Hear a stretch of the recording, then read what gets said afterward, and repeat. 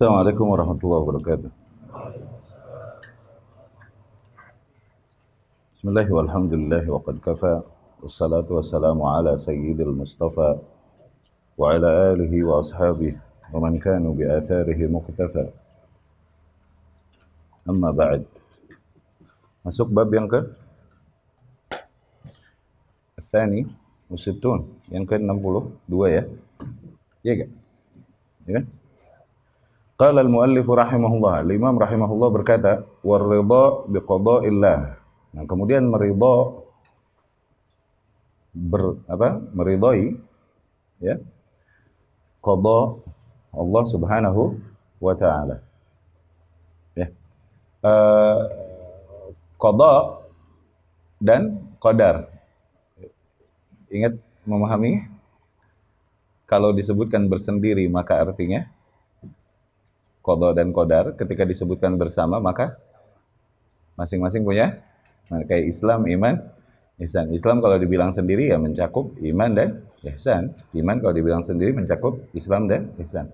Tapi dibilang bareng Islam, iman, ihsan, maka masing-masing ada maknanya. Islam amal zahir, fisik, iman amal batin, ihsan level paling tinggi. Ta'budallaha ka'annaka tarahu wa in lam takun tarahu fa innahu yarak. Adapun qada dan qadar, qadar adalah yang ditentukan, yang di kitabah, yang dituliskan di Lauhul Mahfuz. Qada adalah al-khalq, ya. Ketika poin yang ditentukan itu dijadiin di alam semesta itu di qada, gitu ya. Beriman kepada qada. Nah, tapi kalau qada disebutin bersendirian begini nih, tuh. Ya, ini beriman kepada qada, enggak beriman kepada qadarnya. Ridho kepada qada, enggak ridho sama qadarnya, lah sepaket. Ketika disebutkan qada sendiri maka maknanya mencakup qadar. Disebutkan qadar sendiri maka maknanya mencakup qada. Tapi ketika disebut bareng qada dan qadar, masing-masing punya makna, ya. Syekh Shalih Fauzan hafizahullah menjelaskan bab ini, al-iman bil qada wal qadar. Tuh, maksudnya adalah mengimani qada dan qadar yang merupakan rukun min arkanil iman as-sittah, di antara salah satu rukun di antara rukun iman yang 6. Untuk mina billahi wa malaikatihi wa kutubihi wa rusulihi wal yawmil akhir wal qada wal qadar khairihi wa syarrihi, ya. Hadis masyhur yang dikenal dengan nama hadis Jibril alaihi salam. Nah, mengimaninya adalah apa? An ta'taqida bi anna Allah qaddara al-asya, ketika kau meyakini bahwasanya Allah lah yang menentukan segala sesuatu. Wa qadaha, dan Allah lah yang mengeksekusinya, menjadikannya. Okay? Fi al-azal, sejak lama, ya. Wa katabaha fil lauhil mahfuz, dan itu semua dituliskan di dalam lauhul mahfuz. Wa khalaqaha wa aujadaha bi masyiatih. Kemudian yang telah ditentukan dituliskannya di lauhul mahfuz itu dijadikanlah di alam semesta. Ketentuan yang telah ditulis, skenario universe yang udah ditulis tuh detailnya, ketika dijadikan di alam semesta, nah itu di qada, ya. Aujadaha bi masyiati, dengan masyiahnya, kehendaknya. Apa masyiah? Bedanya sama iradah apa? Hah?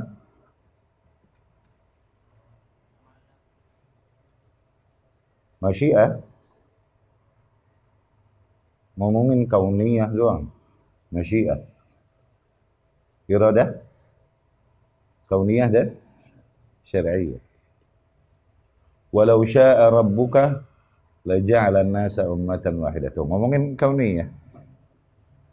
Tapi kalau ngomong iradah bisa mencakup iradah syar'iyyah, bisa mencakup iradah syar'iyyah. Man aradallahu bihi khairan yufaqqihhu fid din. Bisa syar'iyyah, bisa kauniyah, iradah. Tapi kalau udah ngomongin masyiah, maka kauniyah, ya. Jadi nanti bagaimana dong dengan mereka yang udah berjuang mencari ridha Allah ini itu, tapi taunya suwe ditakdirkannya apa? Ditakdirkannya ke neraka, ya kan? Inna ahadakum la ya'mal bi amali ahli jannah. Tuh, bisa jadi salah seorang di antara kalian beramal dengan amalan ahli surga, yakni sepanjang hidupnya hatta la yakun bainahu wa bainal jannah illa shibra. Dia sama surga seolah-olah jaraknya udah tinggal sejengkal. Yani orang-orang sekitarnya bilang, oh dia si ahli surga deh, udah begitu tuh.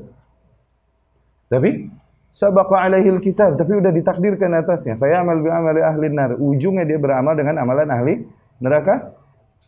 Dia mati dan dakhala an-nar, masuk neraka. Sebaliknya, inna ahadakum la ya'mal bi amali ahli an-nar. Salah seorang di antara kalian bisa jadi dia beramal dengan amalan ahli neraka sepanjang hidupnya. Dia meneraka jaraknya udah tinggal sejengkal. Tapi udah ditakdirkan atasnya, udah predestined upon him. Sabaqa alaihil kitab. Fayamal bi amal ahli jannah, di akhir hidupnya justru dia beramal dengan amalan ahli surga, mati dia malah dia masuk surga. Akhirnya mungkin seseorang berkata, merugi amat kalau gitu, nih udah berjuang lama taunya ditakdirkannya suwe. Ya, ditakdirkannya kecele gitu, merugi, ditakdirkannya merugi. Ingat, apapun yang Allah takdirkan ini berangkat dari kemaha-adilannya. Okay? Orang yang ditakdirkan demikian, berarti emang dia pantas begitu. Cuman manusia pengetahuannya mentok. Ternyata di sanad lain, Rasul bilang, ini hadis yang tadi, lebih spesifik lagi, ada ziyadah, dan ini hasanah. Ziyadahnya ini, ziyadah ini ada tambahan redaksi, yang memberikan kita pemahaman lebih mendalam. Inna ahadakum la ya'mal bi amali ahlil jannah. Bisa jadi salah seorang di antara kalian beramal dengan amalan ahli surga sepanjang hidupnya, fima yabdu linnas, pada apa yang terlihat mata manusia. Oh, berarti artinya mah Allah Maha Adil. Mereka yang ditakdirkan untuk lost, berarti emang mereka pantas lost. Orang yang ikhlas beneran nyari petunjuk kepada Allah, nggak mungkin Allah takdirkan dia lost, dia sesat, nggak mungkin. Karena takdir Allah ini berangkat dari kemahadilan dan kemahabijaksanaannya.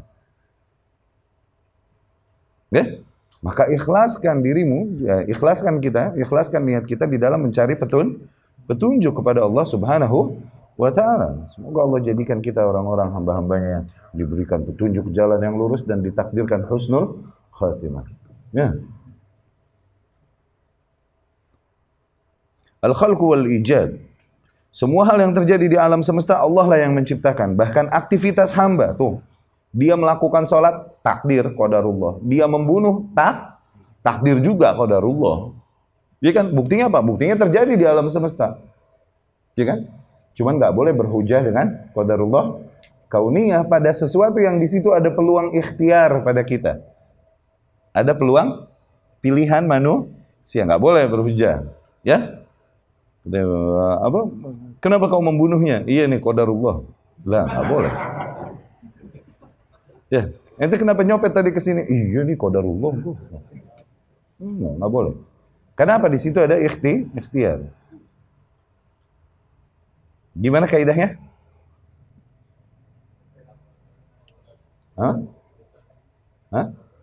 Iya.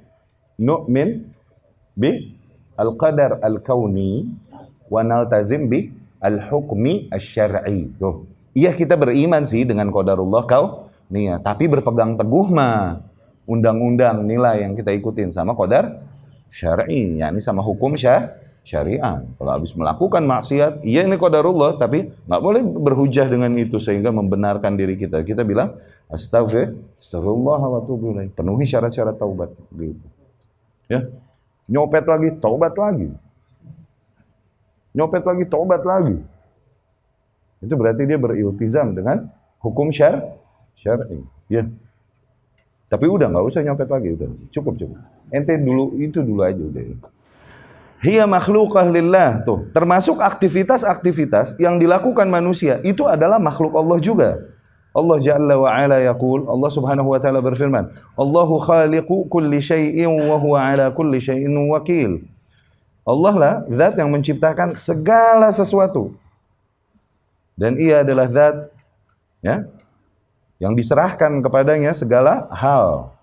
Wa yaqulu subhanahu, dan juga Allah Subhanahu wa taala berfirman, wa huwal khallaqul alim, dan ia adalah zat yang maha pencipta lagi maha mengetahui. Allah pun subhanahu wa ta'ala berfirman, Wallahu khalaqakum wa ma ta'malun. Allah lah yang menciptakan kalian dan menciptakan apa-apa yang kalian lakukan. Tuh. Ya, termasuk ketaatan yang kita lakukan, ini takdir Allah. Maksiat yang kita lakukan, ini takdir Allah. Kelebihan yang ada pada kita, ketaatan, ilmu, ibadah yang ada pada kita, itu berarti takdir juga Allah subhanahu wa ta'ala. So what's to be proud of? Lalu apa yang kau mau banggakan dari itu? Kalau kita memahami takdir, di antara hikmah intinya, memahami takdir, apa coba? Matiin kiber, matiin ujub di hati. Kalau kita paham takdir, itu apa yang kita mau banggain dari kita? Kita ini begini kebenaran aja Allah takdirin. Alhamdulillah dengan fadlnya, dengan rahmatnya. Begitu kan? Matiin kiber sama ujub. Di antaranya itu. Dan lebih tawadhu. Di antara memahami hikmah, memahami konsep qadar. Lalu apa yang kau banggakan ketika kau sadari bahwa kelebihan-kelebihan yang kau miliki hanyalah sebatas apa yang Allah takdirkan bagimu. Hatta nasab, kalaupun nasab, turunan. Apa yang mau kau banggakan dari nasabmu? Nah, takdir Allah atasmu. Ya, apa yang mau dibanggain?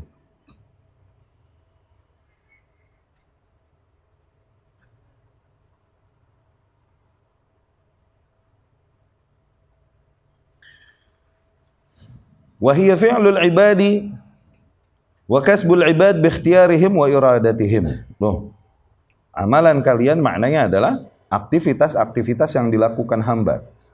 Usaha yang dilakukan hamba bi ikhtiyarihim, padahal itu berangkat dari apa yang mereka pilih dan berangkat dari kehendak mereka.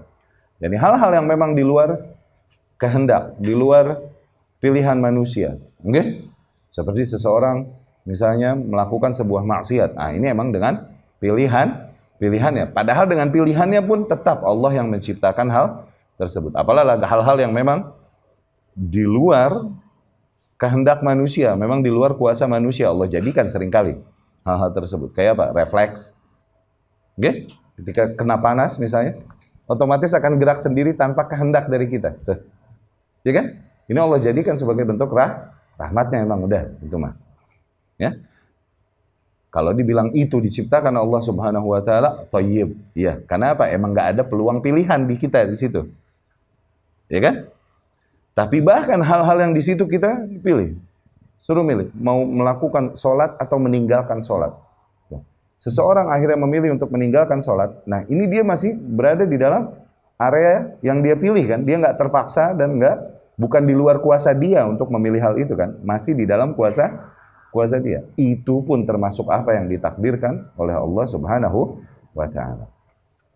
Aktivitas-aktivitas yang masih di dalam range ikhtiar manusia, bahkan ikhtiar manusia, pilihan manusia, itu termasuk apa yang Allah takdirkan. Ikhtiar kalau di bahasa Arab ini artinya pilihan. Sampai di kita ikhtiar artinya apa? Bukan kusut gak? Ya.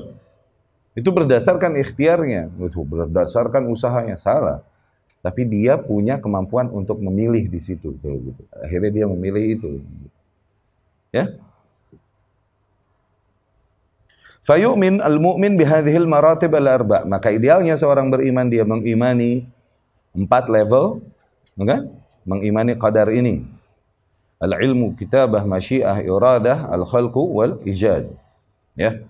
Tsumal mu'min yarda bil qada wal qadar 'inda al masaib, dan kemudian mukmin yang ideal dia meridai qada dan qadar ketika musibah terjadi. Yani ketika apa yang terjadi tidak sesuai dengan harapan kita, maka mukmin yang ideal beriman kepada qada dan qadar bentuknya adalah bukan hanya percaya, iya sih ini Allah yang menciptakan. Tuh. Tapi habis itu, sialan amat ya ini itu. Enggak boleh. Kalaupun dia mengimani bahwa ini Allah yang menciptakan, nggih? Namun dia menyikapinya tidak sesuai dengan tuntunan Allah Subhanahu wa taala, maka belum beres keimanannya kepada qada dan qadar. Dibilang beriman dengan baik kepada qada dan qadar adalah satu, ketika ia mengimani bahwa ya ini emang Allah yang menciptakan ya. Kedua, menyikapinya sesuai dengan tuntunan Allah melalui lisan Rasulnya sallallahu alaihi wasallam, baru dia beriman dengan baik, sepaket tuh. Jadi sekedar percaya doang bahwa ini Allah yang menciptakan belum cukup. Dia harus menyikapinya dengan cara yang tepat sebagaimana dianjurkan oleh Allah Subhanahu wa taala melalui syariatnya, melalui rasulnya, ya. Nih, lihat. Maka seorang mukmin, orang yang emang beriman dengan ideal, dia akan meridhai qada dan qadar ketika musibah-musibah terjadi, yakni ketika perkara-perkara yang terjadi tidak sesuai dengan harapannya. Fala yajza' wala yaskhat. Dia menahan dirinya dari membenci hal ini yang terjadi. Ya. Makanya dilarang kita untuk mencela apa? Mencela cuaca, mencela panas, mencela hujan dan lain-lain, dilarang gitu. Ya. Meraungi kematian, bukan menangisi. Menangisi fitrah. Oke, menangisi kematian. Bahkan Rasul SAW menangisi kematian Ibrahim, ya kan? Anaknya alaihi wassalatu wassalam. Nah, tapi meraungi kematian, menangisinya sampai gerung-gerungan. Dan kemudian menggunakan beberapa hari untuk sengaja berduka cita. Ya salam. Matiin lampu, nyalain lilin. Semuanya pasang pita di sini. Ini nggak terima sama apa yang Allah tentukan. Iya gak? Itu diantara mindset jahiliyah. An-niyahah alal mayyit. Nah, meraungi kematian. Termasuk hal-hal yang bertentangan dengan akidah Islam. Kenapa? Dikarenakan itu adalah bentuk pengingkaran kita terhadap apa yang Allah takdirkan. Ya. Wa yakuffu lisana 'anit tashakki ila ghairillah. Sebisa mungkin dia menahan lidahnya untuk komplain, untuk mengeluh kepada makhluk. Ya, dia arahkan sebisa mungkin. Kalau mau mengeluh hanya kepada Allah. Wa yakuffu yadahu an latmil hududi wa syaqqil juyub. Dia tahan tangannya jangan sampai nabok-nabok muka atau robek-robek baju. Karena this is not fair. Tuh, ketika kematian orangnya atau kehilangan musibah atau terjadi atasnya musibah besar sehingga dia sambil menangis meraung berkata bahwa ini tidak adil sampai robek-robek bajunya. Ya. Lebay. Seperti ayat alay. Ya. Bawa putus sama pacarnya terus dia iris-iris tangan. Ya alay. Ya, nanti udah veteran nanti mah.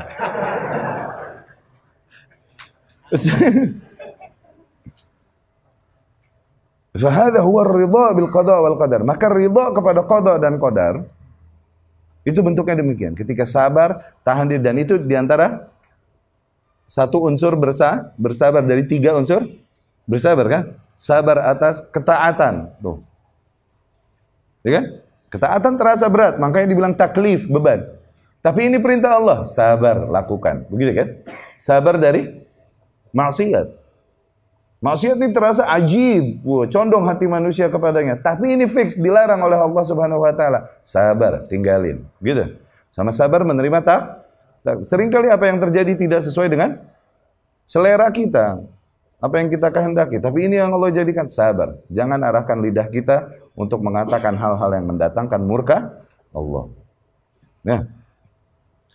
Anna ma asabak lam yakun liyukhti'ak wa ma akhta'ak wa lam yakun liyusibak. Yakini sebagaimana yang Rasul sampaikan kepada Ibnu Abbas radhiyallahu anhu bahwa apapun yang memang menimpamu itu gimana pun emang enggak bisa terhindarkan darimu, dan apapun yang memang tidak ditakdirkan bagimu bagaimanapun tidak bisa kau dapatkan, tak akan mengenaimu, ya.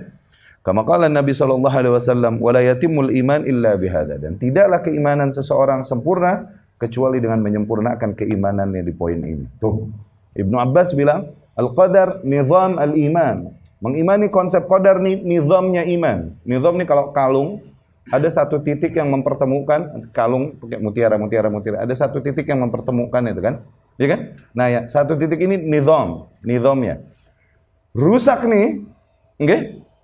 Maka brudulan tuh mutiara. Tuh. Rusak keimanan seseorang. Rukun 1 sampai 5-nya, ketika rukun 6-nya rusak. Itu artinya ajib. Gak kaci dia. Gak kaci no iman 1 sampai 5, ketika yang 6 dia gak terima. Makanya Qadariyah adalah diantara usul bid'ah, kesesatan dan yang ada di antara umat Islam. Ya kan? Usul bid'ah 4. Khawarij, Rafidhah, Qadariyah, Murji'ah. Ibnu Abbas radhiyallahu anhu berkata, li ayya'udda ar-rajul ala jamratin hatta tabrud khairun. Ketika seseorang menggigit bara yang menyala, batu bara yang menyala, oke? Digigit di mulutnya, dia tahan sampai adem nih batu, itu jauh lebih baik baginya daripada mengatakan pada sesuatu yang terjadi, andai saja enggak terjadi, andai saja enggak. Tuh. Ibnu Mas'ud radhiyallahu anhu. Ya, daripada dia berkata laitahu lam takun, andai saja tidak terjadi, andai saja tidak terjadi. Ya. Maka dari situ, di antara doa yang diajarkan Rasul sallallahu alaihi wasallam juga di dalam doa yang panjang, Allahumma inni as'aluka ar-ridha ba'dal qadha. Ya Allah, aku memohon kepadamu taufik untuk meridhai ya apapun yang kau tentukan untuk terjadi setelah terjadi. Allahumma inni as'aluka ar-ridha ba'dal qadha. Doa itu panjang. Di antara doa yang diajarkan Rasul sallallahu alaihi wasallam disampaikan Ammar bin Yasir radhiyallahu Ammar bin Yasir wala Ammar bin As radhiyallahu anhum ala kulli. Baik, alhamdulillah kita selesaikan bab ini. Bab selanjutnya masih berkaitan dengan qadar juga. Insyaallah di pertemuan yang akan datang. Kita dengarkan adzan dan kita qulu qouli hadza wa astaghfirullah li wa lakum.